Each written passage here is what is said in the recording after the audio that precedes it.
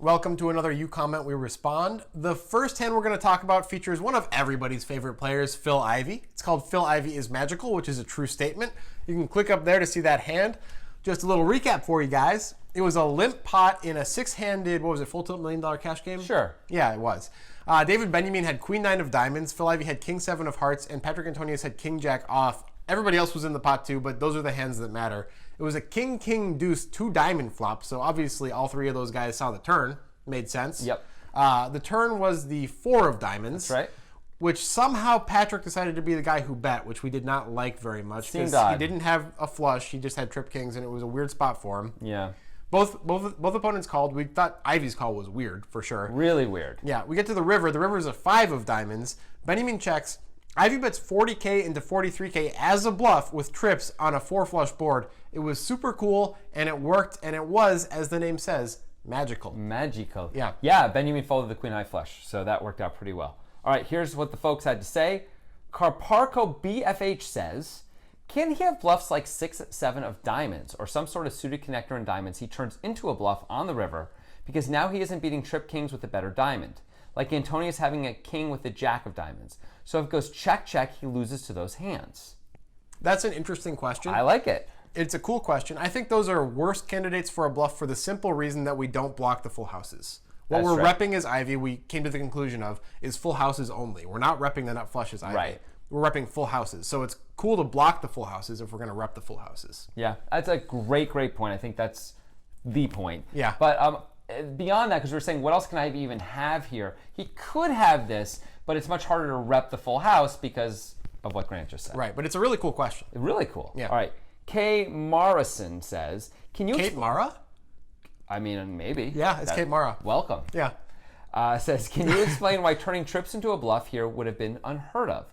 It seems logical that if everyone remaining is 2 pair or better, the only way to bluff is to do so with a relatively strong hand. I'm not sure I understand. I mean, if everyone remaining is 2 pair or better, then trips might be good, right? Yeah, so then you're not turning it into a bluff. The reason that we were talking about being unheard of was because of the era. In recent years, we've seen the high-level guys turning trips into bluff on scary boards. Yeah. And it's because it makes a lot of sense to get to a spot where you can then bluff, because it's hard to have a non-value hand in those spots because you had trips at some point, but they turned bad, and then you turn them into a bluff, essentially. David Peters I'm thinking of him right away against Connor Dryden in the most recent super high roller bowl. Yeah. Where he turns trip 8s into a bluff beautifully. Right, but that wasn't a thing we used to see on TV or really ever in poker. Absolutely That's not. why we called it unheard of, because this was 2007 or something, and people just weren't doing things like that, except for Phil Ivey, I guess. I mean, it's really strange to take a very strong hand and turn it into a bluff when you think you might be able to win at showdown sometimes with it, right? As opposed to taking a very weak hand that you think almost never is going to win at showdown and turning that into a bluff instead. Right. Because a very strong hand could be a bluff catcher rather than turning into a bluff itself. Next up, we have Massive Telebox or Spooky Soul Read, where Chris Bell and Ted Forrest squared off in the Mirage Poker Showdown from way back when. Back in the day. Ted Forrest opened the button with ace-jack of clubs. Chris Bell called with 6, 7 of diamonds in the small blind, and whoever the third guy was just folded. Gavin Smith. There you go. The guy who actually won the event, now that we say that. The flop was Jack 9-7. Jack 8-7. Jack 8-7. That's why Grant's here. Yep. We need someone. Only reason I'm here. It's important. Yeah. Fact checking. Chris Bell check called on the flop. The turn was a brick, some baby brick card. Yeah. Chris Bell check raised the turn, which Yeah. is very surprising. Weird. Check raised to 700,000. Forrest ultimately called, leaving himself about $1 million behind. By the way, Bell looked very uncomfortable on the turn when he check raised. Well, he did it quickly and tried to look decisive and all that, which seemed a little Also, his fishy. check call on the flop was instantaneous. Yep, that's right, and that was weird too. The river is a 7, giving Chris Bell suddenly trip 7s. He takes his time, like a minute, and moves in, even though he'd only check Does some raised. of this stuff, like, I wonder what I should do here. When he check raised the turn, he only waited about 17 seconds, so very noticeably different. He moves in, giving Ted Forrest an incredible price 3 to 1. call.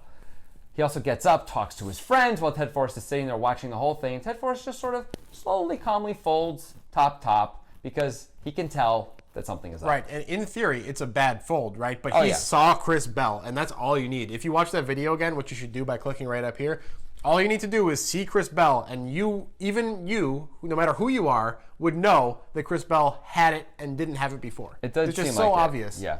All right, so Daniel Podheiser says, I think an argument can be made for Ted to move all in on the turn. Okay. Yes, in a vacuum, it is a game theory disaster to shove in a way ahead, way behind situation, denying your opponent the opportunity to bluff on the river. But given the ICM implications and the fact that the pot after Chris raises on the turn is already so massive, the remaining SPR is 0.5, which is true. Yeah. Ted could have done himself a favor by denying Chris his equity and ending the hand right there. This is especially true since Ted should always be calling the river anyway, absent a situation where Chris improves and gives off obvious physical tells, as we saw in this video. The question is whether the value of Chris shoving the river with air, and we can't assume he does this 100% of the time, is worth more than ending the hand right there, and I think ending the hand on the turn might be worth more. This is a very eloquent, well-written, smart point. I agree. I like everything that you said. What was the name of this person? The answer is Daniel Podheiser. Good job, Daniel Podheiser. I like the things you're saying a lot. And Ted Forrest didn't know this when he was making the decision to call, but if you'll remember, on the turn after Chris Bell gets called, he made a crazy face, like, oh, I guess I'm done now. Yeah. Like, so it makes me think that he probably wasn't going to move in if he didn't improve on the river. So that makes your point even more valid. Yeah, it's cool. It's really interesting because Ted is completely committed to the pot anyway. Moving in doesn't seem crazy, right? You don't want anything weird to happen where you end up finding a fold when you shouldn't or something like that. It is reasonable. However, is it possible, I question everyone. I would like you I'm going to put this out there, All right. that Ted feels like he's got a read on Chris Bell, which it seems like he does, and he thinks, I can essentially play perfectly against this guy.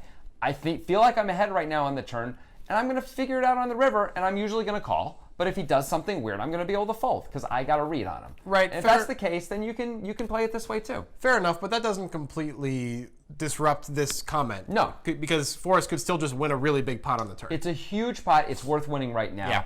And you know you're getting it in anyway, so it's reasonable to just move it in. You sort of say like, oh, we're going with this hand. Yeah. Fine. I'm near the top of my range. I'm going with it. Absolutely. Okay. Leor Rubin says this. I was wondering whether in this hand Chris has a legit bluffing hand, and should a hand like bottom pair be in your bluffing range? If you think you are not good on the turn, why not semi-bluff? If you semi-bluff gut shots, then a pair has more outs.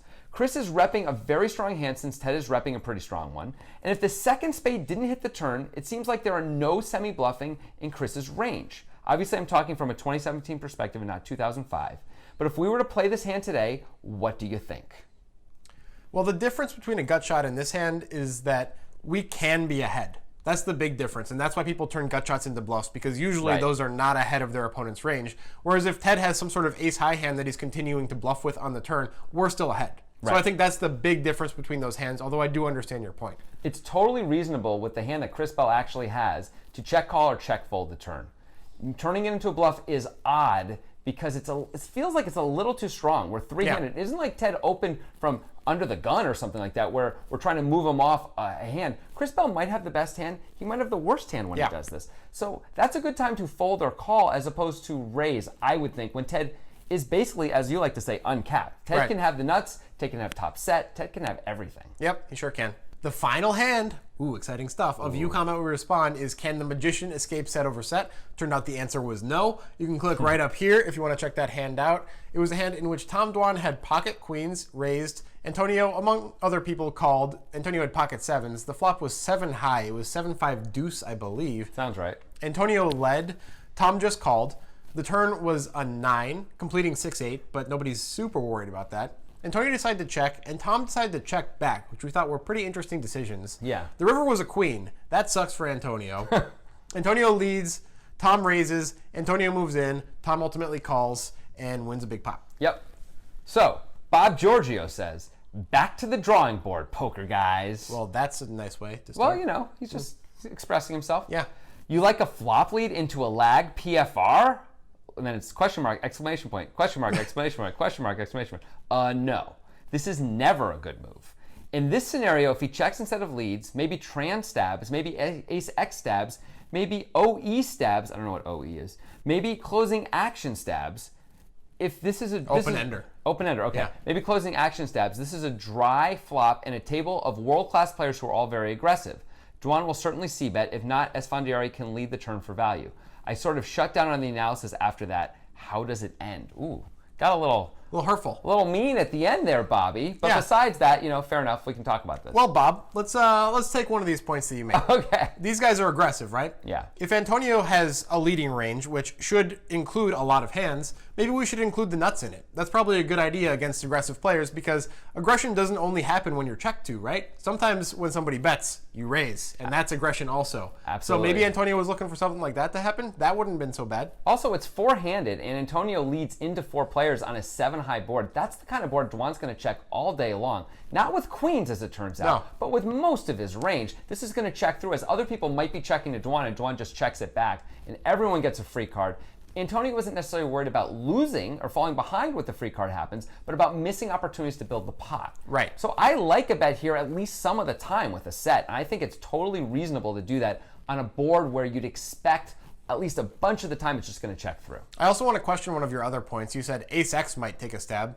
Why? I don't know. I don't think Ace-X would ever bet into 3 other players here. That seems like a crazy thing to do. If Dwan had Ace-Queen, why would he ever bet here? That doesn't seem like a likely thing at all. I agree. It seems very, very unlikely. Dwan would probably take the free card, trying to improve. Yeah. Because it's so hard to beat everybody, especially when that board hits everyone else's ranges so much better than it hits Tom's. Yeah. Turns out Tom has a good hand, but he often won't here. Right. All right. Dave K says, I've had my set countered too many times. Unless it's 3 aces or 3 kings, Antonio should barrel every street from hitting the set. It's far better to at least be able to say you lost making the right play than making an absolute shambles out of it. Also, when Dwan hits his queen, assuming he doesn't fall to Antonio's pressure before it shows up, Antonio can then maybe get away from this horrible situation. Pretty obvious analysis, I know, but sometimes it really is that obvious. I don't know if it is that obvious. Yeah, me either.